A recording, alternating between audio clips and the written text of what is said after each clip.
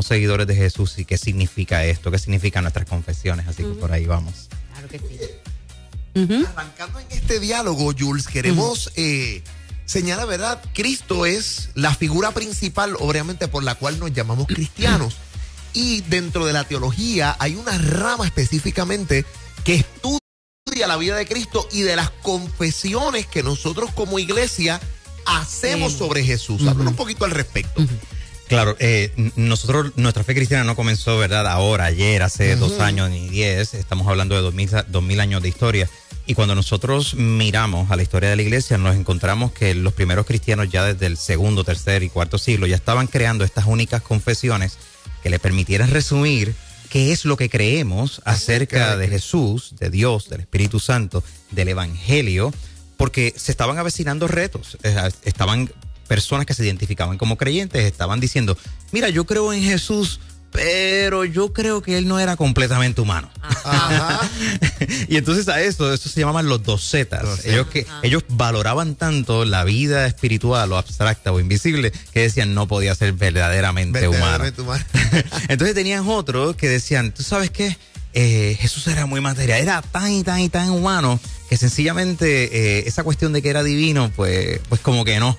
Que no la creo del todo. Como que no la creo del todo. Entonces ahí tú tenías otro segmento de la iglesia donde tenías estas personas que estaban diciendo, mira, quizás es completamente divino, pero es 3/4 partes humana o medio humano. Entonces los cristianos básicamente trataron de enfatizar que nosotros estamos hasta el misterio de que Jesús se identifica y es testificado como completamente humano y completamente divino. Y ahí vienen, por ejemplo, grandes confesiones de la fe, como lo que es el credo de Calcedonia, o el credo de Nicea antes del de Calcedonia, donde algunas iglesias históricas se recita el credo durante los domingos como una manera de decirle, iglesia, recuerde, nosotros tenemos un vocabulario que nos va a ayudar a preservar cosas grandes de la fe. Sí. Y algunos de ustedes recordarán, por ejemplo, se habla de Jesucristo como Dios de luz, Dios de Dios, luz de luz, Dios verdadero de Dios verdadero. Él fue engendrado, no creado, de la misma naturaleza del Padre, a través de quien todo fue hecho, y que por nosotros y por nuestra salvación bajó del cielo y se encarnó de María la Virgen y se hizo hombre. Y fue crucificado en tiempos de Poncio Pilato, padeció y fue sepultado y resucitó al tercer día. Y ahora ascendió y está reinando y vendrá a jugar a vivos y a muertos y su reino no tendrá fin. Nosotros pensamos, esas no son declaraciones ingenuas. Sí, la gente piensa que como no es una fórmula meramente, es mnemotécnica porque es la idea de que la gente la aprenda. Pero hay tanta teología en ellos porque es decir, esto es lo que creemos los cristianos. Así mismito. Y entonces, por ejemplo, cuando nosotros estamos educando tanto a nuestros niños como a nuestros jóvenes y a nuestros adultos, hay una palabra antigua que se utilizaba para describir estas pequeñas estas resúmenes de fe. Catecismo. Catecismo es una palabra antigua que significa set de enseñanza, un conjunto de enseñanzas. Entonces, si tú le enseñas a un niño o a un joven o a un adulto el catecismo o uno de los credos verbatim, que se lo puede aprender de memoria. Mira, en el momento que esta persona esté comunicando la fe con otra persona que no necesariamente la comparte y le vengan con algún cuento diferente acerca de la persona de Jesús, esa persona va a decir, mira, yo no conozco necesariamente todos los versos de la Biblia que tienen que ver con esto, pero a mí no me cuadra esto con el credo. No me cuadra esto con el credo, y eso ayuda a la gente a afirmar su fe y poder comunicarlo. Fíjate, Jules, yo estaba hablando con un amigo que estuvo este fin de semana con nosotros y estábamos en un momento dado compartiendo el asunto de los evangelios.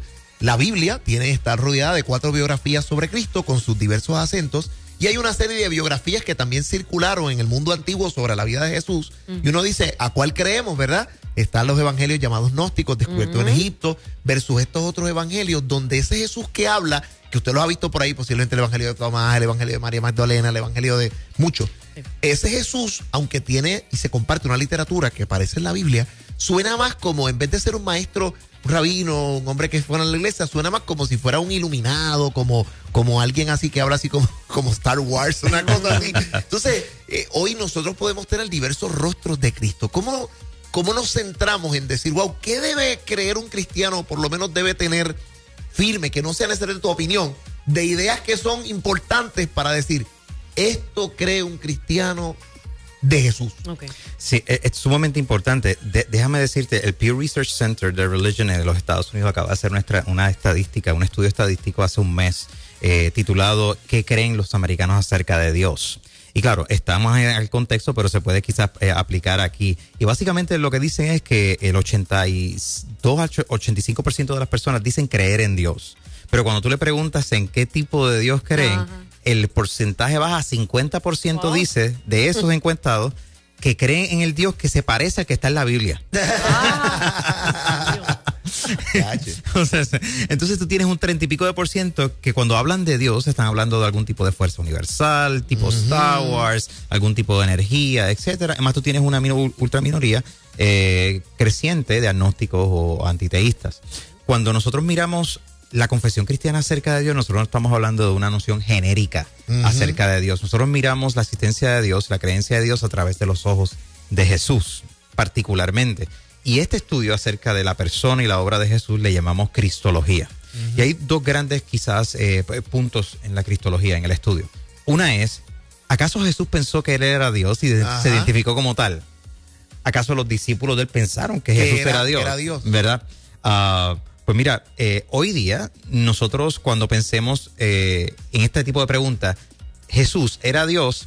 Pues usualmente lo que estamos asumiendo es que la persona, el interlocutor, tenemos más o menos la misma idea de quién es Dios para poder decir que Jesús era Dios.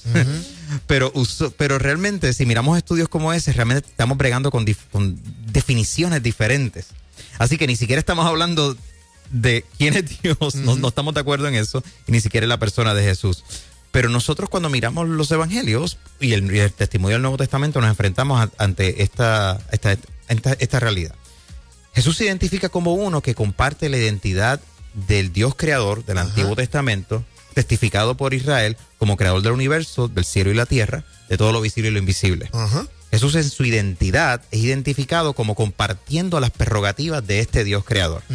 No solamente Jesús comparte las prerrogativas de este Dios creador, sino que Jesús se identifica como Dios mismo se identificaba en el Antiguo Testamento. Yo soy. Entonces Jesús no solamente se identifica como yo soy, no solamente tiene unas prerrogativas del Dios creador del Antiguo Testamento, sino que Jesús recibe y acepta el tipo de devoción que todo judío le rendía al Dios creador, claro, Jehová. Eso es lo que escandaliza a los fariseos. Decir, ¿cómo que tú eres hijo de Dios? ¿Cómo que tú lo que viene aquí? Crees? ¿Cómo que tú perdonas pecados? Porque literalmente es lo que un fariseo dice. Esto solamente, eso le corresponde a la divinidad. Correcto. Entonces, por ejemplo, una escena que usted conoce. Jesús calma la tormenta. Usualmente miramos esa escena como una evidencia de la protección de Dios sobre la vida de los creyentes. Jesús protege a sus creyentes. Es cierto, Jesús protege a sus creyentes, a sus discípulos. Sin embargo, la escena funciona principalmente porque si tú miras en el Antiguo Testamento, en el Primer Testamento, vemos este testimonio de que el Dios creador es el que tiene el poder sobre el caos de los mares, sobre el caos de la naturaleza. Y este Dios, en este momento, en esta escena particular con estos discípulos, Jesús se ve calmando con las mismas prerrogativas divinas el caos en el mar. Nosotros vemos, por ejemplo, Jesús caminando sobre el mar también, o sobre las aguas. De nuevo, no solamente es una afirmación de la presencia de Dios en los momentos de mayor dificultad en la vida. En aquel momento, ¿verdad?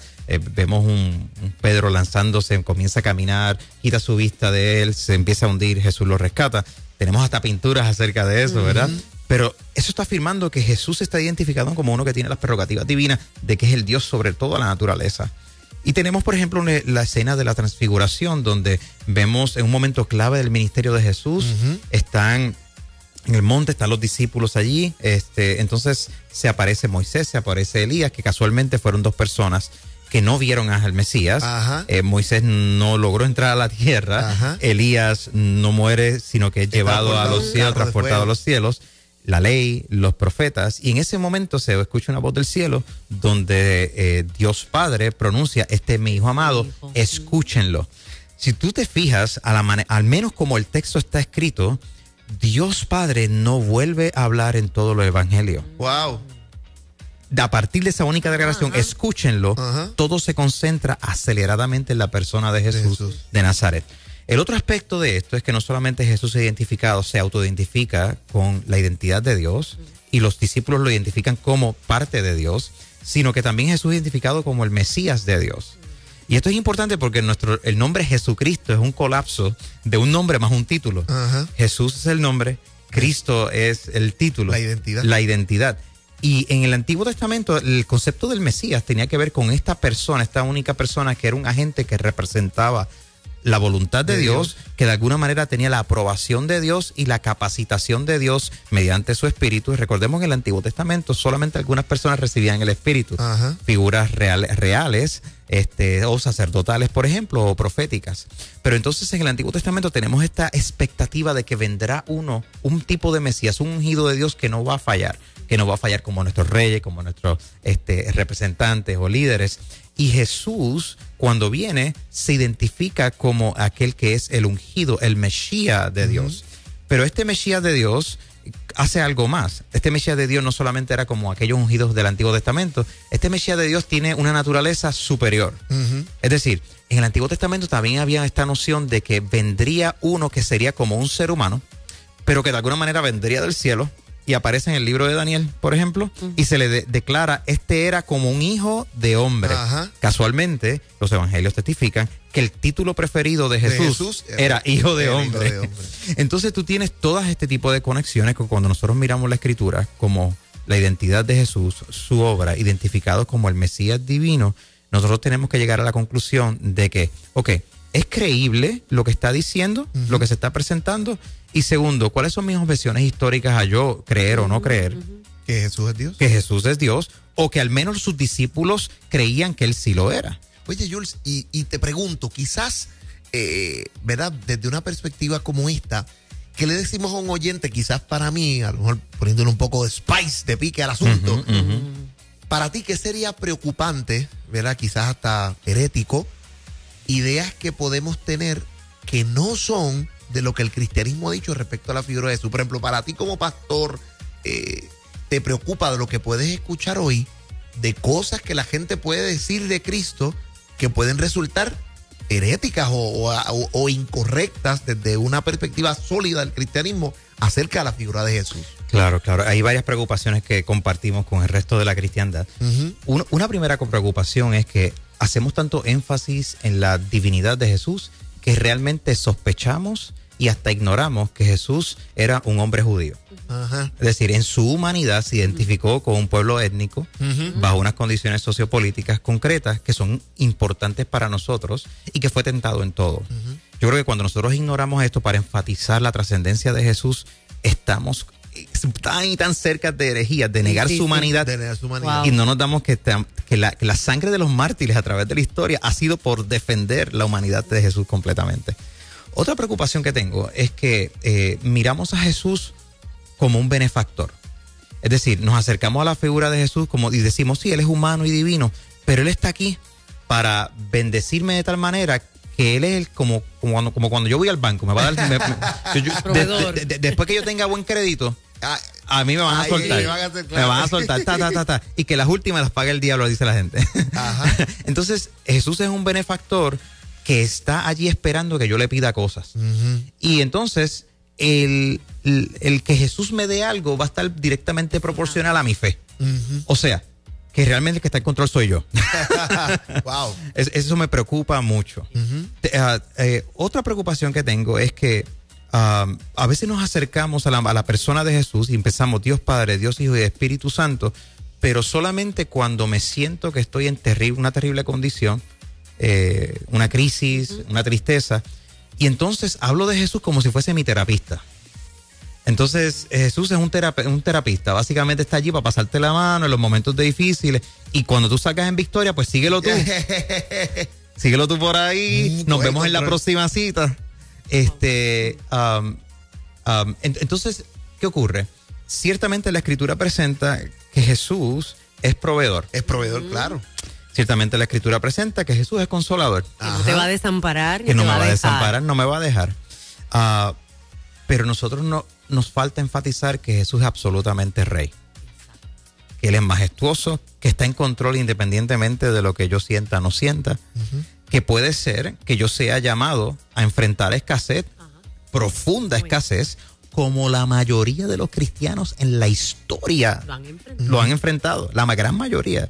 Y no es que les hizo falta fe, no es que Jesús no estuvo allí para consolarlos, es que ellos podían mirar su situación, suplicar a aquel que es confesado como Rey del Universo y decir, ya sea en esta vida o en la próxima me uno al apóstol Pablo que decía, más el justo vivirá por fe, y ya sea que haya o no haya, él sigue siendo rey. ¿Cómo reaccionas cuando yo te digo, tú no naciste para ser pisoteado, tú no naciste para estar pobre, tú no naciste para ser, tú eres una reina, tú no naciste para, con todas estas frases que escuchamos a diario? ¿Cuál debiera ser mi respuesta cuando yo conozco la identidad de Cristo, cuando yo conozco quién es mi rey, el soberano, cuando yo conozco que todo lo bueno proviene del Padre, cuando yo lo afirmo y afirmo su palabra? ¿Cuál debiera ser mi reacción? Mi reacción quizás debería ser sencillamente acordarme qué es lo que la Escritura dice acerca del creyente.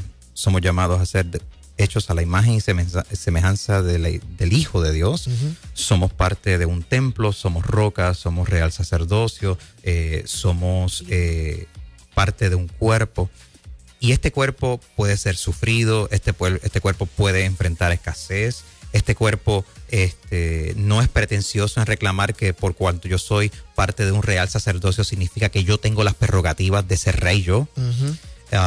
Hay una noción en la Escritura donde la fe se ancla a una realidad escatológica, es decir, todas las promesas del Nuevo Testamento no necesariamente serán vividas ahora, sino que perdurarán y serán vividas en una vida después de esta vida.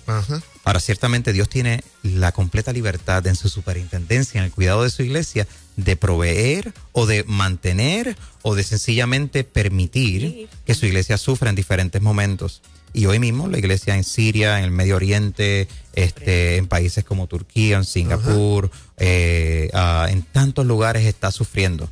Y no es por falta de fe. Está sufriendo porque Dios en su voluntad ha permitido que esto sucediera. En su sabiduría, es un misterio.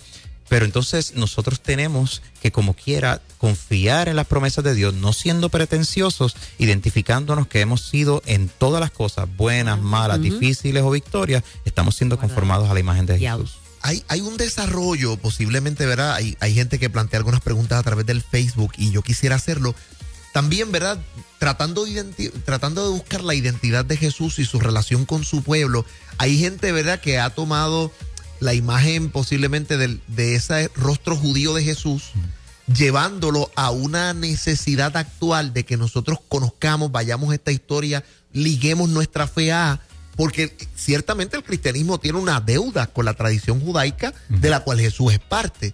Sin embargo, de esas situaciones que a mí me preocupan es como el exceso de poder llegar a la tentación o al error de lo que Pablo trabajó con judaizar la iglesia. Correcto. Quizás que te merece ¿verdad? Porque hemos visto como el énfasis de movimientos mesiánicos, yo desde dos perspectivas. Gente que a lo mejor es judía, que ha venido a recibir a Cristo como Salvador y se identifica como judío mesiánico, que eso es un cantar, y quizás otras personas que su iglesia ha tornado un apego a una tradición hebraica que a veces se siente distinta al cristianismo que nosotros en Occidente hemos visto. Quizás que, ¿cómo te merece la opinión de cuál puede ser algún balance para nosotros decir, oye, esto posiblemente se puede estar yendo del marco cristológico de la iglesia cristiana? Claro. Parte de la razón por la cual muchas personas están fascinados con las raíces hebreas y judías de hace 2000 años es porque nuestro movimiento de iglesias independientes no necesariamente ha tenido la capacidad de enseñarle mucho a la gente una memoria histórica. Claro. Y de momento descubren algo y se quedan fascinados. No, empiezan a descubrir cosas, comentarios, cosas del judaico que dice que esto es maravilloso. Exacto. Entonces, en un sentido, es un descubrir de identidad histórica, pero en otro sentido, cuando le queremos dar un significado teológico, ahí es donde nos metemos a veces en problemas. Yo creo que la carta a los Gálatas es sumamente importante aquí. Aquí tenemos un apóstol que está diciéndole a cristianos, gentiles, y hay una sección judía, les está diciendo, el evangelio de Jesús nos trae un nuevo pacto, supera la ley en todas sus dimensiones. La ley era buena de por sí, pero la ley tenía una función en particular. La ley no puede salvarte, tus obras no te salvan, tus rituales no te salvan, y las marcas que tú identificabas como pueblo de Dios, aquellos que eran judíos, es decir, circuncisión, sábado y sistema sacrificial, ya no son parte del nuevo pacto. Lo que te incluye en el nuevo pacto es la justificación mediante la fe en Cristo Jesús, nuestro Salvador y nuestro Mesías. ¿Qué ocurre? Pedro se confundió. Pedro, el líder de los discípulos, dijo, oye, está chévere, ¿qué tal si mantenemos algunas prácticas?